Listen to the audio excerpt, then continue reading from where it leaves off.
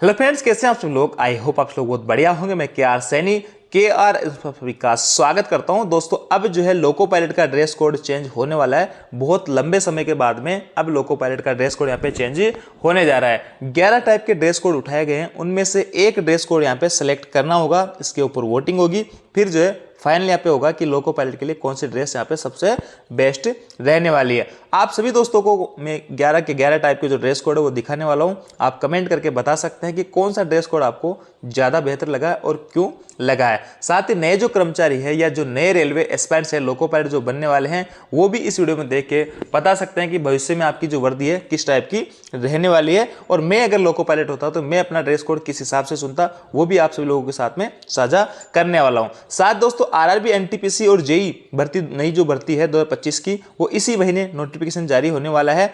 कैसी लगी आपको LP की ड्रेस? आपको LP की जो ड्रेस है 11 की 11 टाइप आपको दिखाई जाएगी, और कौन सी ड्रेस आपको अच्छी लगी वो आप कमेंट करके बता सकते हैं। DOPT की मीटिंग, हाल ही में DOPT की मीटिंग हुई है, उसके अंदर रेलवे भर्तियों को लेकर क्या मुद्दा उठा है या नहीं उठा है उसको लेकर बात करेंगे। और UPS यूनिफाइड पेंशन स्कीम को लेकर बड़ी अपडेट निकल के आ रही है। दोस्तों, जैसा कि आप सभी लोगों को पता है, पहले इसको ऑप्ट करने की 30 जून लास्ट डेट थी, इसको 3 महीने और बढ़ा के 30 सितंबर किया गया है। 30 जून तक इसमें बहुत ही 15,000 के आसपास लोगों ने इसको चुना था, लेकिन अब भी ज्यादा संख्या नहीं बढ़ पाई है। तो क्या UPS यहां पे फेल होती नजर आ रही है? इन सभी तमाम बिंदुओं पर बात करने वाले हैं। सबसे पहले चलते हैं लोको पायलट की ड्रेस कोड के ऊपर। आप सभी लोगों को 11 के 11 ड्रेस में यहाँ पे दिखाने वाला हूं।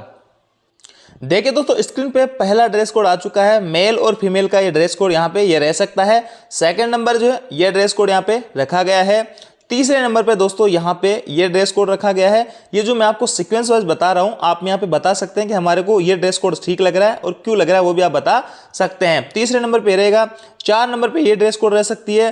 5 नंबर पे ड्रेस कोड ये है। 6ठे नंबर की ड्रेस कोड ये रहने वाली है। 7 नंबर की ड्रेस कोड ये है। 8वें नंबर की ये ड्रेस कोड है। 9वें नंबर की ड्रेस कोड ये है। साथ दोस्तों 10वें नंबर की ड्रेस कोड ये रहने वाली है और 11 नंबर की ड्रेस कोड ये रहने वाली है। अब इन 11 की 11 जो ड्रेस कोड आप देख पा रहे होंगे लोको पायलट के लिए, इनमें से कोई एक जो है फाइनल यहाँ पे सेलेक्ट होने वाली है। उसके ऊपर वोटिंग होगी। वोटिंग में जिसको ड्रेस कोड को ज़्यादा वोट मिलेंगे वही यहाँ पे फाइनल हो जाएगी। तो इन सभी में से ये 11 की 11 फोटो मैं आपको टेलीग्राम ग्रुप में भेज दूंगा, वहां से आप जाके देख सकते हैं अच्छे से कि इनमें से कौन सी ड्रेस आपको ठीक लग रही है। अब देखिए, मैं अपना अगर पर्सनल व्यू रखूं तो देखिए, एक तो ये जो केप वाली है वो ड्रेस कोड यहाँ पे नहीं रहने वाली चाहिए, जैसे कि जो लोको पायलट भाई लोग हैं। क्योंकि दोस्तों, जब आप रनिंग में काम करोगे, जब ट्रेन में वर्किंग के दौरान काम करोगे, तो ये केप आपका यूनिफॉर्म का हिस्सा रहेगा, तो इसको आपको लगा के रखना होगा। अगर बाय द वे आप इस केप को नहीं लगाओगे तो ऑफिसर्स वगैरह की नजर पड़ेगी, तो यहाँ पे आपको चार्जशीट खानी पड़ सकती है। इसके अलावा दोस्तों, यहाँ पे जो टाई वाली बात है, टाई वाली भी है कि लोको पायलट में अभी सारे के सारे लोको जो है एयर कंडीशन नहीं हुए हैं। हालांकि आगामी जो फ्यूचर है, भविष्य में जो एयर कंडीशन हो जाएंगे, लेकिन दोस्तों यहाँ पे जो टाई वाला है, जैसे गुड्स वगैरह के अभी भी कई सारे लोको, या यूँ कहूँ कि कई सारे लोको अभी तक डीजल के अंदर ही चल रहे हैं, या फिर जो है नॉन AC के लोको हैं। तो ऐसे में वहाँ पे टाई लगा के गर्मियों में वर्किंग करना बहुत डिफिकल्ट हो सकता है। तो ऐसे में इस कदम को भी आपको सोच समझ के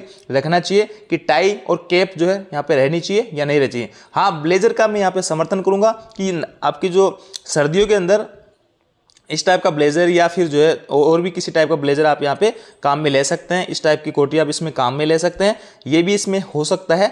बाकी दोस्तों, अच्छे से आपको सोच समझ के डिसाइड करना है, क्योंकि ये एक बार यहाँ पर चुनी जाने के बाद में बहुत लंबे समय तक आपका यही ड्रेस कोड रहने वाला है। मेल और फीमेल के लिए देखिए, इस टाइप का जो है ब्लेजर ये आपको अच्छा लग सकता है। सर्दियों में आप इसको पहन सकते हैं, और गर्मियों में इसके अंदर आपको इसकी अगर छूट मिल सकती है तो आपकी सिंपल जो ड्रेस है ये रह सकती है।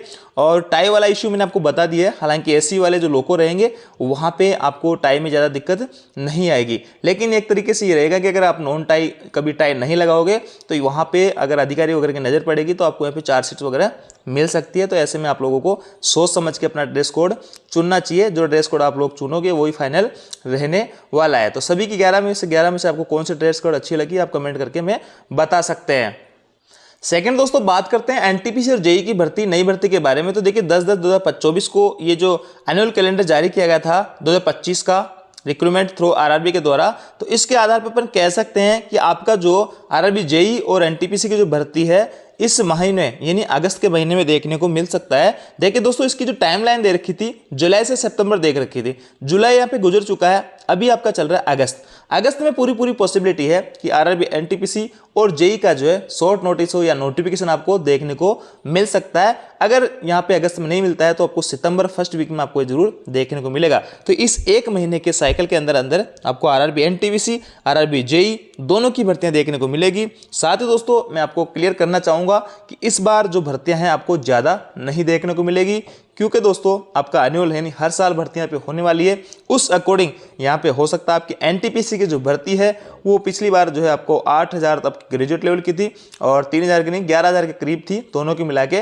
तो इस बार हो सकता है आपकी भर्तियां वो आपकी 6-7 हज़ार के करीब आके अटक जाए, यूँ 8,000 के आसपास, यानी अंडर 10,000 आपके रहने वाली है वैकेंसी। और जेई की जो भर्ती है वो मेरे को लगता है जहाँ तक 3,000 के आसपास 2-3 हज़ार के आसपास वैकेंसी आपको जेई की देखने को मिल सकती है। बाकी देखते हैं नोटिफिकेशन आने के बाद में क्या कुछ रहता है। और पिछली भर्तियों को रिकॉर्ड देखे या एनुअल कैलेंडर के हिसाब से अगर भर्तियां देखें तो ज़्यादा भर्तियां आपको देखने को नहीं मिलेगी। तो इसी महीने आपको अगस्त में लास्ट तक या फिर जो सितंबर फर्स्ट वीक तक आपको नोटिफिकेशन या शॉर्ट नोटिस आरआरबी एनटीपीसी और जेई का देखने को मिल सकता है। तो जो भाई लोग आगामी भर्तियों की तैयारी कर रहे हैं तो वो अभी से तैयारी अपनी जारी रखेगा, जल्दी आपको इन दोनों भर्तियों का नोटिफिकेशन देखने को मिलेगा।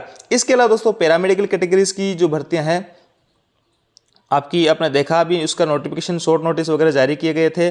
और इसके बाद में लेवल 1 की हालांकि पिछली भर्ती है उसका भी अभी तक कुछ सिस्टम नज़र नहीं आ रहा है, वो भी उसी के ऊपर कोर्ट केस वगैरह लगा हुआ है। तो ऐसे में उस पर भी डेट के बाद डेट मिल रही है, वो सारी कुछ चीज़ें क्लियर नहीं हो पा रही है। और हाई कोर्ट ने केट को कहा है कि 1 महीने के अंदर अंदर डिसीजन यहाँ पे दिया जाए। तो देखते हैं 1 महीने में क्या कुछ डिसीजन आता है। उसमें क्वालिफिकेशन को लेकर जो मुद्दा चल रहा है ITI और नॉन ITI को, तो वो 1 महीने बाद ही क्लियर हो पाएगा। अभी तक सारा मामला सस्पेंस में रहने वाला है। बाकी यह है कि आरआरबी एनटीपीसी और जेई की भर्ती जल्द आपको इसी महीने नोटिफिकेशन देखने को मिल सकता है।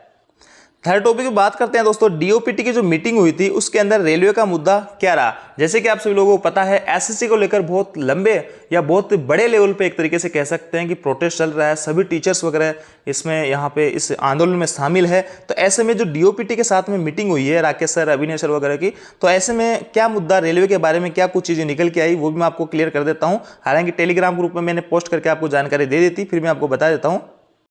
देखिए दोस्तों 4/8/2025 को यानी कल की डेट में डीओपीटी के साथ में सेकंड मीटिंग यहाँ पे हुई थी। हालांकि ऊपर जो है सीजीएल एसएससी सीजीएल वगैरह की बात चल रही है और इसी को लेकर जो धरना प्रदर्शन था वो था। लेकिन रेलवे भर्ती का मुद्दे के ऊपर भी यहाँ पे बात की गई थी। ये है चौथे पॉइंट में आप देख पा रहे होंगे, रेलवे भर्ती मुद्दा। रेलवे से कोई भी अधिकारी मीटिंग में मौजूद नहीं था, इसलिए इस मुद्दे पर जवाब नहीं मिल पाया। डीओपीटी ने कहा कि अगली मीटिंग में रेलवे का प्रतिनिधि उपस्थित रहेगा तथा इस पर चर्चा की जाएगी। यानी दोस्तों डीओपीटी की जो मीटिंग हुई थी उसमें रेलवे की तरफ से कोई भी ऑफिसर अवेलेबल नहीं था ताकि वो है रेलवे से रिलेटेड जो भी मुद्दे हैं उनका रिप्लाई कर सके। तो डीओपीटी में कहना है कि अगली जो मीटिंग होने वाली है उसमें रेलवे अधिकारी को भी शामिल किया जाएगा ताकि आपके सवालों को जवाब दे सकते हैं, जिसके अंदर नई भर्तियों के मुद्दों को लेकर है, आपके जो डिपार्टमेंट एग्जाम्स है उनके बारे में बात हो सकती है। तो ऐसे में अगली जो मीटिंग होगी उसमें आपके रेलवे से रिलेटेड मुद्दों पर आपको चर्चा हो सकती है। अभी फिलहाल कल की जो मीटिंग हुई थी उसमें रेलवे से रिलेटेड कोई भी चर्चा नहीं हुई है।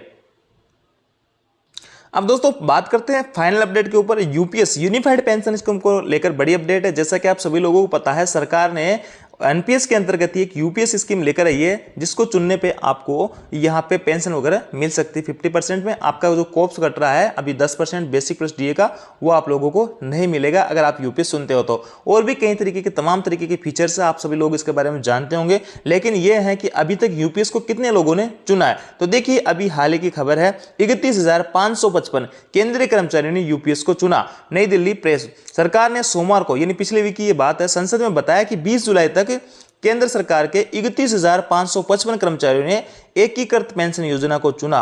इस योजना के तहत नामांकन की अंतिम तिथि 30 सितंबर है। सीतारामन ने कहा कि 20 जुलाई तक कम से कम 7,253 दावे प्राप्त हुए हैं। तो देखिए दोस्तों ऐसे में 40 लाख कर्मचारी है यहाँ पे और उसमें से सिर्फ 31,000 लोगों ने अभी तक यूपीएस को चुना है। तो कहीं ना कहीं यूपीएस जो है एक तरीके से फेल होती नजर आ रही है, क्योंकि दोस्तों इसके अंदर बहुत ही कम कर्मचारी इंटरेस्ट ले रहे हैं।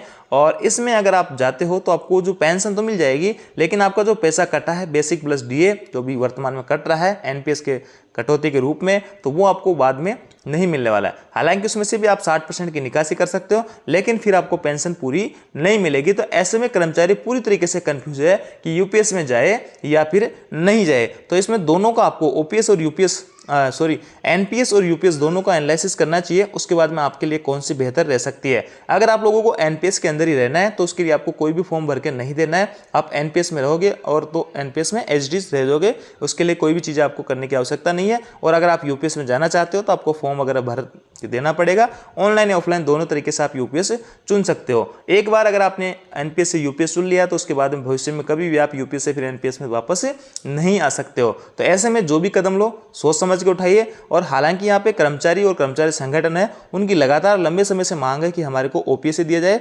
अगर यहाँ पे आप लोग यूपीएस चुन लेते हो तो फिर ओपीएस वाली जो बात है वो थोड़ी दुबर हो जाएगी, यानी मुश्किल हो जाएगा। अभी यूपीएस अगर नहीं चुनते हैं, एनपीएस से डायरेक्ट ओपीएस की यहाँ पे मांग रखते हैं, तो आपकी मांग जो है एक स्ट्रॉन्ग तरीके से रखी जा सकती है। बाकी आप सभी लोगों की आप अपने हिसाब से देख सकते हैं कि आपके लिए यूपीएस बेहतर है या फिर एनपीएस बेहतर है। बाकी अभी तक 31,555 लोगों ने यूपीएस को चुना है। 20 जुलाई तक का ये डाटा है। 30 सितंबर इसकी लास्ट डेट है, पहले इसकी 30 जून थी, 3 महीने और बढ़ाई गई है। 30 जून तक बहुत ही कम लोगों ने इसको चुना था। तो ये थी दोस्तों अपडेट। आप जानकारी आपको अच्छी लगेगी, वीडियो आपको रिव्यू लाइक कीजिए, दोस्तों के साथ में शेयर जरूर करें। और हमारा टेलीग्राम जिसका लिंक डिस्क्रिप्शन में दिया है उसको जाके ज्वाइन कर सकते हैं। Thank you.